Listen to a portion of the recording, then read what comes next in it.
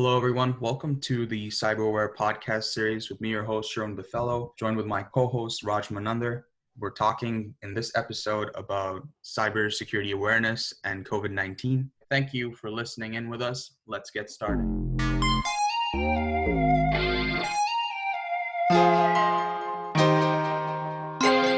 We're joined with our guest speaker, Mike Hedlund. Mike, would you care to introduce yourself for a bit? Yeah, thank you, Sherwin. As you said, my name is Mike Hedlund. I am the president of ISSO, the cybersecurity group RSO on campus. We do a lot of cybersecurity topics. We do in-house practice. We do a varying range of topics like Wi-Fi hacking and breaking out of handcuffs, lockpicking, attacking various networks, all legally, of course. So yeah, that's a little bit about me and ISSO. That's great to see that you keep students involved with leading and spearheading a student organization like that. Yeah, so we have a couple of questions for you today. First one being, are you guys familiar with the recent wave of security issues that browser extensions are facing? And do you guys have any extensions and experienced any issues with it? Browser extension vulnerabilities are not exactly a new threat. They've been around for at least a good decade. There's popular vulnerabilities dating back to, the mid 2000s. As of anything recently, I'm not super aware of anything heavily critical. There's been a couple critical bugs in Google Chrome itself and Firefox as well. But for browser extensions, typically we see vulnerabilities or the extensions taking advantage of webcams to try and record people unaware, or they try and do clickjacking to boost ad ratings on certain websites, or they try and redirect you or steal your data. Or one of the most popular ones, although it seems to be dying a little bit, is the Bitcoin mining or cryptocurrency mining in the background. I know a couple of them are pretty critical concerns, especially with you mentioning about webcam extensions. I haven't noticed a whole lot of them existing on any of the web stores, be it Mozilla or on Chrome's web store. And I know that recently even I got a notification about extensions being cloned, because I frequently use an extension known as Darkreader. And Darkreader sent all its users a notification message a couple of days, not too long ago, stating that, hey, users, we've recently been made aware that a couple of fake clones of our extension has been, basically been redacted on Firefox and Chrome's web store. So please try to use a legitimate version of our extension. And the interesting thing about that extension was that it takes website data and essentially puts it into dark mode. So regardless of the website you're visiting, by default, it just takes a second or two longer to load the website and puts it into dark mode. So it was an interesting concern. It was one of the only extensions that I use apart from Google Translate. On, continuing with extensions, cloning extensions has been a fairly popular form of attack. A while ago, it's probably been a couple of years now, the AdBlock Plus was cloned, and they ended up sending out a note to a couple million people saying, hey, we've got notified that there's a clone of our Chrome extension, and it's not doing real traffic. It's sending data to people who shouldn't be getting it. And that's the other vulnerability, is a lot of browser extensions do, everybody installs them for certain reasons. So I have an ad blocker on mine. I've got a DNS filtering one as well. Do I trust them both? Yes. I have made sure that they are trustworthy. However, whenever you trust a Chrome extension or a Firefox extension or Microsoft Edge for that matter, all of your traffic through your browser is going to go through those extensions.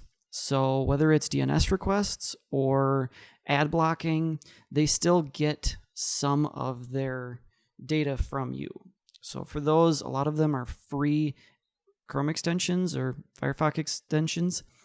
You are the client. So they are trying to make money somewhere. So if that's in ads because they're collecting information about you, then you just need to be careful what you're giving them. Right. And that's the flip side of that coin, is that adware, where you don't know necessarily where your data is being shared. And so users have to, in some regard, even the average user has to be a bit critical about what kind of data they're posting or what kind of data is being shared through those extensions. So apart from those browser extensions, have you received any like phishing or spam emails that are related to COVID-19 specific?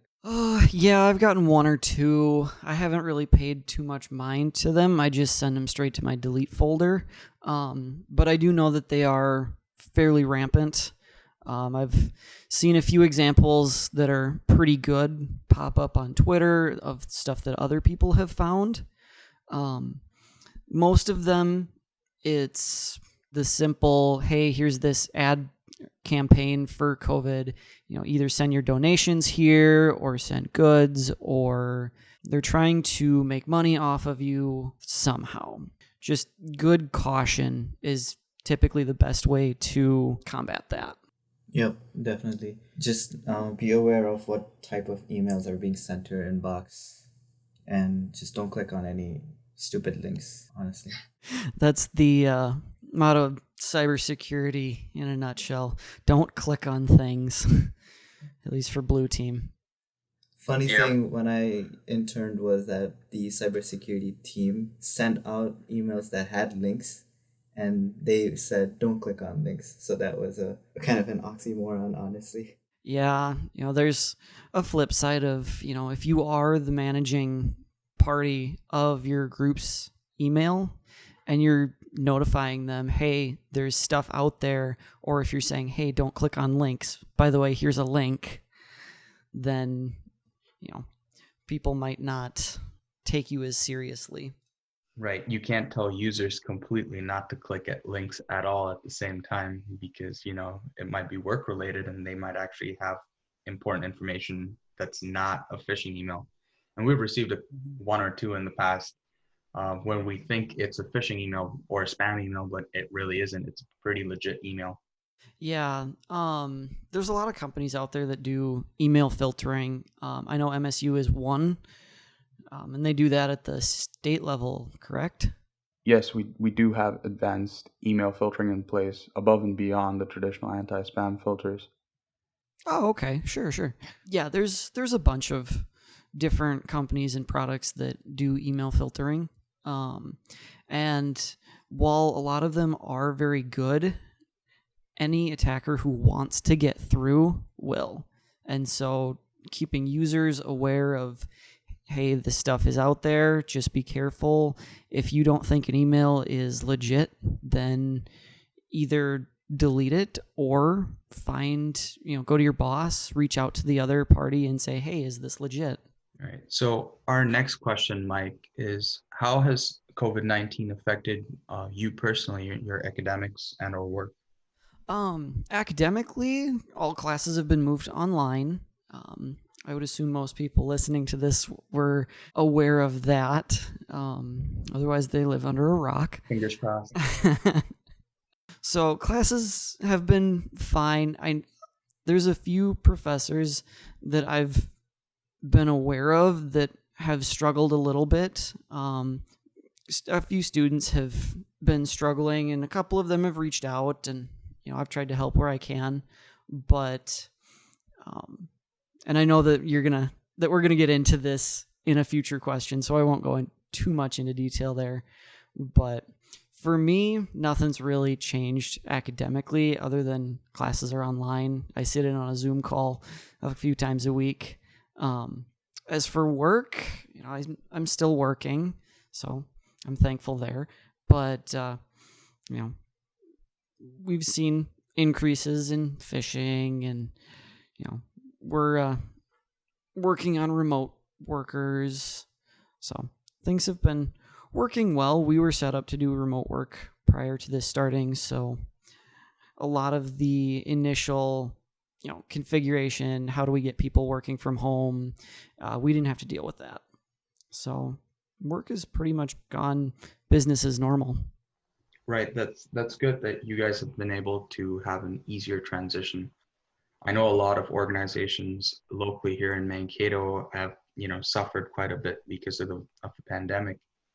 And in regards to students and academic life, I know quite a few international students that are struggling as well in this, crisis situation, especially with the fact that we don't have as much resources per se, or benefits to tackle it. And, we most of us won't even get that stipend that comes in from the government because of, like an emergency fund, which is kind of a bummer. Most international students on campus have kind of also lost their jobs and are just, getting that minimum wage to get by. So it's a tough time for a lot of folks. Yeah, I'd say it's a struggle for almost everyone. I have yet to meet somebody who's gotten a pay raise due to this. I've known people who lost their jobs and aren't getting anything just because of circumstances. Back to the academics, I know that, we have people in one of my class that they're joining the Zoom call from Hong Kong. And it's like 3 a.m. there. Yeah, I can't imagine what it'd be like to, either wake up in the middle of the night and go, oh, time for class, or to have to stay up that late. Yeah, I know for us, definitely, I would say we're as IT student workers, we're put under a little bit more stress, especially with the pandemic. It's because everything's going online. So our transition to online was very rapid and very quick, because it was not only rolled out from min-state level, but it was also rolled out from our local end level. And so it was quite a rapid transition. So both me and Raj, we've had more work these past couple of days than before, I would say, and a lot more, COVID-19 related phishing and spam as well. Do you have like any suggestions to students, like how to cope up with, time management? I could give the typical, make your calendar, set deadlines. All of that is typically what you hear for, how do you manage your time better? And yeah, for the most part, they're all true. And one thing that I've noticed is that with the transition to all online,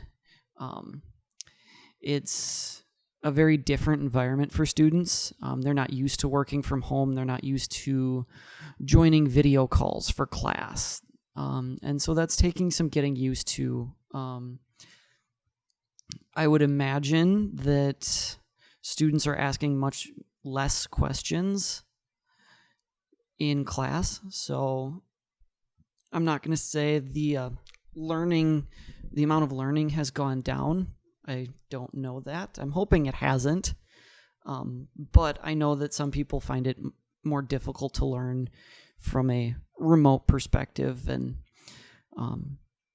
if your professor allows you to record your class session, that would definitely be a good thing to do. It would let you, as a student, refer back to a lecture.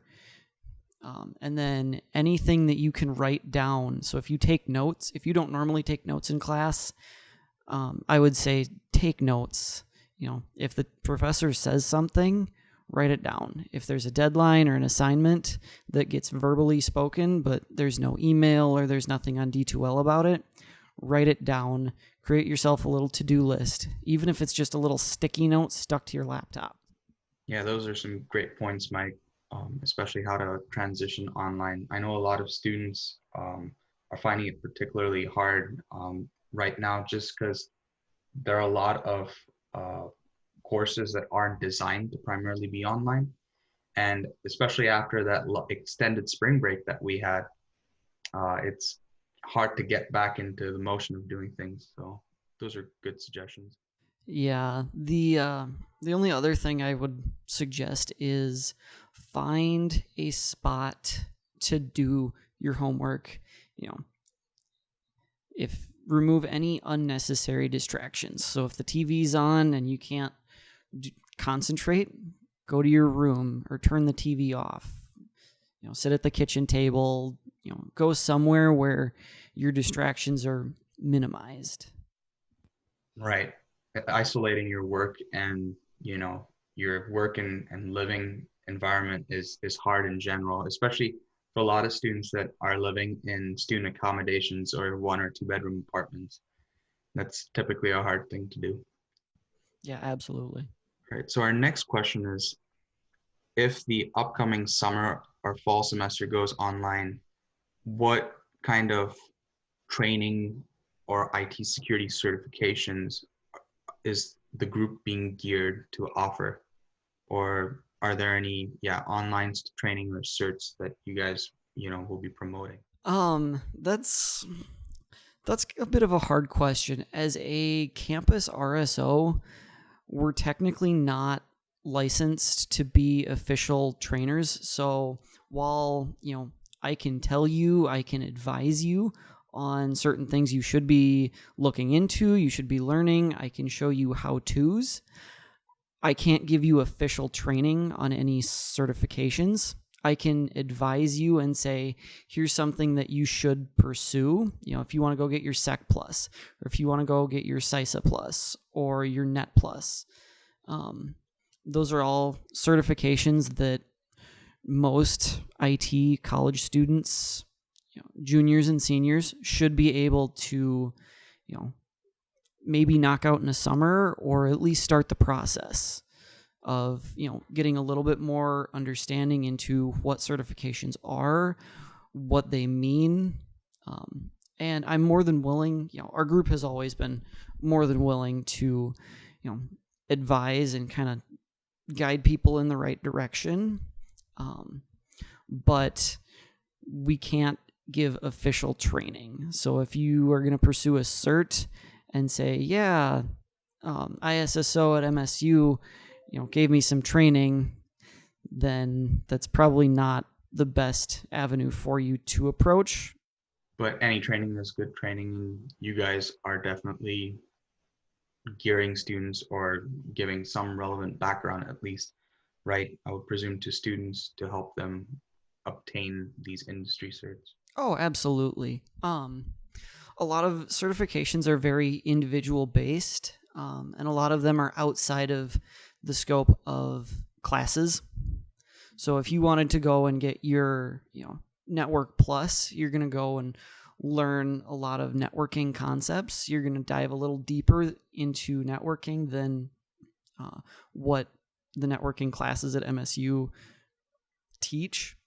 So there's some more advanced topics in some of the certifications than college teaches, and that's how it's designed to be. So there's supposed to be a add-on to show that you know some more knowledge. I know, if I'm still aware, if they have openings, I believe from Min State, they're offering a cybersecurity boot camp. I think it's being done virtually now. I'm not sure, in the summer. So any links to that, we'll put that in the description. But are you aware of that, Mike? Yes, I am actually very aware of that. If I actually have the email here. If I can pull that up. That the last email I got from Janice about that was they were looking into how to transition that to online. I don't remember seeing an email that it had officially gone online, but they are still taking new people. I know that their cap was 50, and as of last week, they only had about half full. So anybody who wants to try and take that, I would highly advise to do that. That's not through MSU. That is through the Minnesota IT Center of Excellence. And yeah, Sherwin, you said links will be down below. Right. We'll put them in the description. Wonderful. The class does cost $150. However, typically the class is a week long. And typically if you were to pay for it out of pocket without any sort of discount, it's typically around $1,200. So you're getting a $1,200 class for around $150. So that's absolutely fantastic. And then on top of that, they're also giving a 40% discount for when you go and take your certification test. So this is for your Sec Plus and your CISA Plus. So, and those tests typically range $300 to $400 a piece. So 40% off is a good chunk of change. Yeah, definitely. I think I even reached out to Janice a while back, asking her about whether a student who's really interested in taking both has the option to do both. And she got back to me saying that if you're up for it, since especially now that it's going virtual, because it will be pre-recorded, at least for some of it, you can potentially do both since they're actually happening at the training is being done at the same time. So you can get training potentially for your CISA Plus and your Security Plus, which is quite a huge deal if you pay for both. But still, 40% off on that exam is a great deal. Yeah, and that's news to me. So yeah, if you can definitely afford it and you're willing to put in the time, I would say definitely try and get both in. Unless you have one of them, then you should. And a lot of the information between the two should overlap. Yeah, what would you say is the added value of these certs in the industry? Certs are, and from my experience, certs are looked at as a proof of, hey, I actually do know what I'm doing. It also shows that, hey, yeah, maybe I did my college, or maybe I'm just starting off with certs, but it shows that there's a little more than just, hey, I went and got a degree. It shows you like what you're doing. It shows you're passionate about it. And it shows that you have additional skills as opposed to some of the competition. So if you're applying for jobs and you have some certifications, then that definitely shows that you are a leg up on them and you'll have a better shot at whatever job you're going for. Yeah, right. And actually, we just had a question pop up. So a curious listener just asked if you don't have a bachelor's degree in IT particularly, could you supplement your current degree to just try and get a foothold in IT with certs, especially as an area of specialization or focus?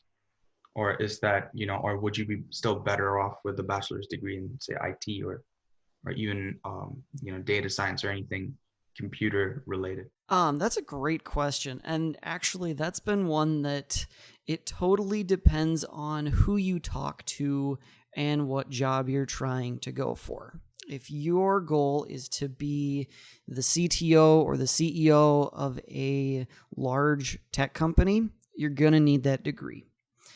If for no other reason than it makes you look good, and a lot of companies for executive positions, for public positions, they like their employees to look good. It makes the company look good. It makes you look better. And also, the college degree typically gives you a better salary. Now, if you are starting at help desk, or if you just want to get your foot in the door to IT, if you want to do pretty much anything that they don't absolutely require a degree, certs are an absolutely great way to start. And a lot of companies will look at you. So it's not, oh, I don't have a degree, I shouldn't apply. You definitely should. If you take the time to go and get some certifications, I would say, and this is my opinion, that you are just as qualified as somebody with a bachelor's degree. Yeah, that's great advice for our listeners out there. All right. So, and we worked on this together as part of a team. But Mike, what was your experience like at the CCDC 2020, the Cyber Collegiate Defense Competition that was hosted in Alexandria, Minnesota? And also, what was your biggest takeaway from that event, and how did you think we progressed as a team? I know it's a mouthful, but what do you guys hope to improve on the next event? So the ISSO went to CCDC, which is the Collegiate Cyber Defense Competition, and it was hosted in Alexandria this year, as well as last year. Typically, for those who don't know or who aren't familiar, there is a team of 8 people who go into this competition, 8 or under, and you are given a live environment and the exact same environment as every other team that's participating. And this environment consists of a web interface, so it's an e-commerce site, and then there's a couple other services that are running, like an email server, that are public facing. It is to emulate a business environment, and we are given this environment and it's vulnerable. So it's out of date, it's not patched, there's a lot of vulnerabilities, there's a lot of, best practices gone wrong or worst practices that have been implemented. And it's our job to find these flaws and correct them, all while a team of industry hackers. So this year they met and they ran their team out of Best Buy in Minneapolis. But these are people who do ethical hacking for a living. So Best Buy has a team. Target typically sends some. CLA and a few other, I believe NetSpy as well, sent some hackers in to try and breach our environment. So they're using current tools that are used by malicious actors as well as ethical hackers to try and breach our environment. And then you're given points for the longer your services stay up. And for our performance this year, I thought we did pretty well. We had a team of 8, and then unfortunately we had one fall ill at the last second, so we ended up competing with a team of 7 against a dozen or so other teams with all 8 people. And we managed to come in 5th place, which I thought was very good, considering we were a person down. As far as points go, we did keep 3rd place through most of the competition. Some of the points that are assigned to your final score are from other challenges. So there are challenges that come up that are not based on maintaining your services. And then we were one of 3 or 4 teams that did not allow any hackers into our environment. So I thought we did exceptionally well there with keeping out the bad guys. Right. I know it was a pretty especially since it was my first CCDC competition or event that we had. I know it was pretty daunting at times because it was 6 hours, I believe, Mike? Yeah, typically it starts at 8 or 9, and then you're given access to the environment, and it goes until 4. And you are locked in a room with your environment. You do not have your cell phone. You do not have any communication with the outside world. So it's what you know and what you can Google as fast as possible. Right. And I think even the red team was crafty enough this year to engineer a phishing event where they tried to get in touch with, and I remember, I still recall picking up the phone call and then handing it over to you, Mike. And yeah, it was interesting. I know they did congratulate our team as being one of the few that they weren't able to extract any potential information out of or data. And they did give us kudos on that. But yeah, I felt that our team performed exceptionally well given our our limited experience in training, because unfortunately we weren't able to get our environments, our test environments up and running for the most part prior to the contest. But I think that sort of hints on that next end of the question as to what we hope to improve on our next event. Do you have any more words to add to that, Mike? Yeah, definitely. I'll quick go back to the phishing thing. That was new for last year or for this year, and so that was very fun to see them implementing some sort of phishing, even if it is just phishing. And because I was the one that had the call for the most time, to hear as I wasted their time, just to hear them getting more and more frustrated as I wouldn't give them any information. And I was just wasting their time. So it was a lot of fun getting to hear them be frustrated and knowing that we're doing a good job while I'm wasting their time. The rest of the team can do their job without interference. As for moving forward, we should be getting an environment courtesy of MSU. I'm hoping that will be up and running for fall.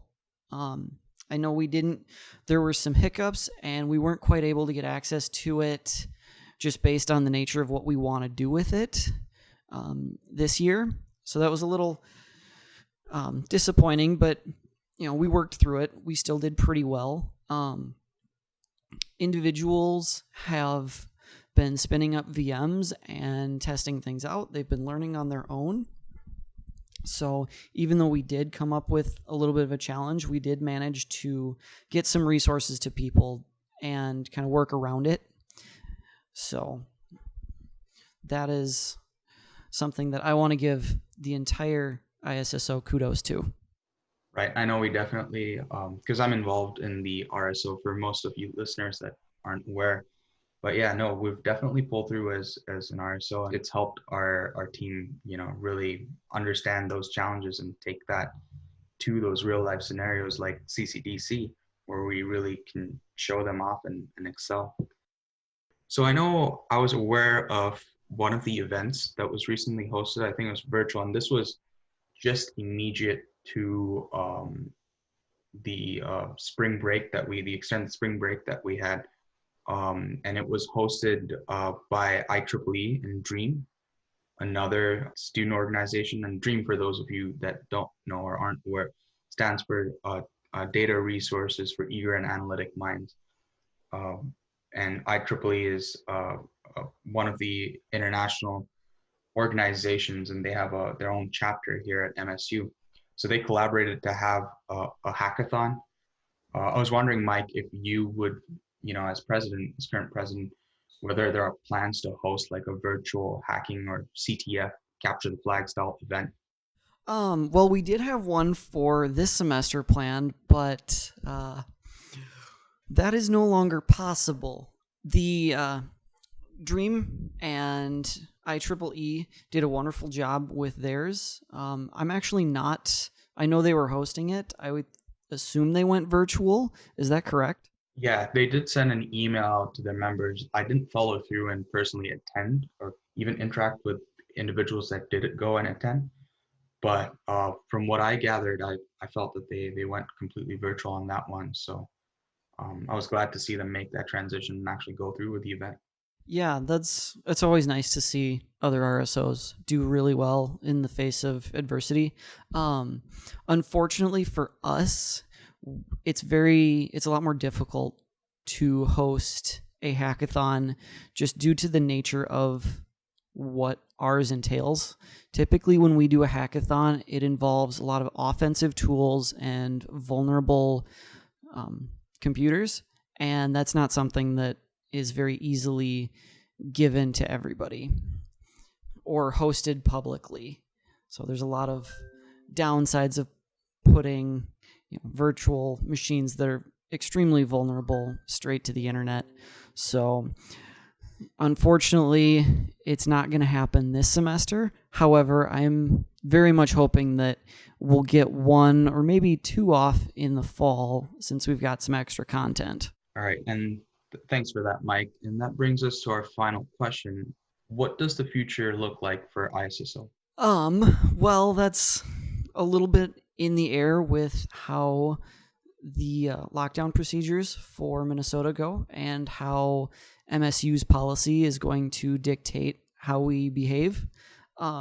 For the foreseeable future, while we are under these limitations, it is all virtual. We're talking back and forth in Slack. We're discussing projects people have. For official meeting, I'm really hoping that in the fall we'll be able to meet in person again.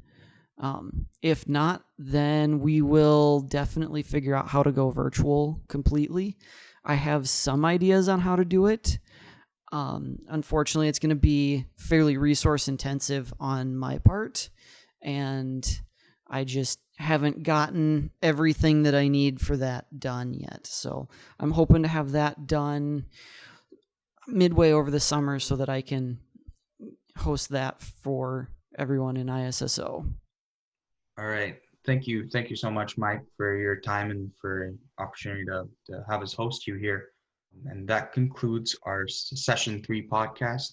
We'll look forward to have you listening on us again in the future. And next week we'll have Mike Menny, who is the CISO, and also me and Raj both work and are employed for him at ITS. So he's kind of our boss. We look forward to have you joining us during the next session. Yeah, definitely. I'll look forward to that. That should be a good lesson. Thank you for having me.